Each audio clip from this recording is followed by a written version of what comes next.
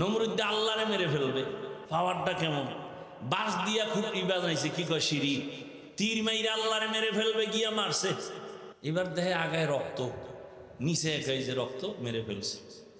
চিন্তা করছে এমন বড় বেঈমানের আল্লাহ যখন ওরে মারতে লইছে, কি পরিমাণ বাহিনী লাগছে। একটা অসুস্থ মশা, তাও কিন্তু সুস্থ না, দেখছেন নি কারবার?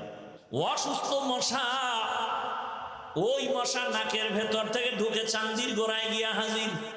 ফাঁকে ফাঁকে একটা মিস কল দেয়, নমরুদের চান্দি গরম। ডাক্তার কবিরা সব দেখায় তুফান, কোন রোগ ভালো হয় না। আল্লাহর কুদরত, সানফা ফেললে তো ফট করে জুতার লগে মাথার লগে বাড়ি লাগছে। বাড়ি লাগা মাত্র মাথা হিমেল হয়ে গেছে।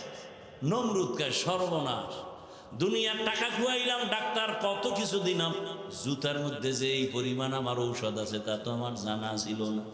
এইবার কয় জুতা লাগাইলি মাথা ঠান্ডা। শুধু ঠান্ডা না, একটু জোরে বাড়ি মারলে আরো ঠান্ডা। কত বাড়ি মারবে কে? বলে কর্মচারীরা, বেতন দিয়া। কর্মচারী জুতার বাড়ি দিবে ফাঁকে ফাঁকে, বেতন। নমরুদ কায় শুনে যা, যত জোরে বাড়ি দিবি বেতন তত বাড়ায় দিবে। কেমন চান কথা!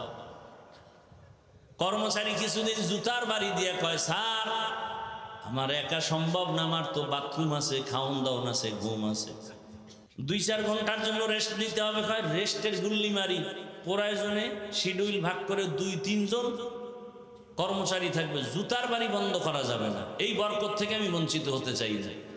এই জুতা যার গালে লাগছে এই বরকত, বুশের গালে লাগছে না। সাংবাদিকরা জিজ্ঞাসা কাইফা হাল, ডোন্ট মাইন্ড।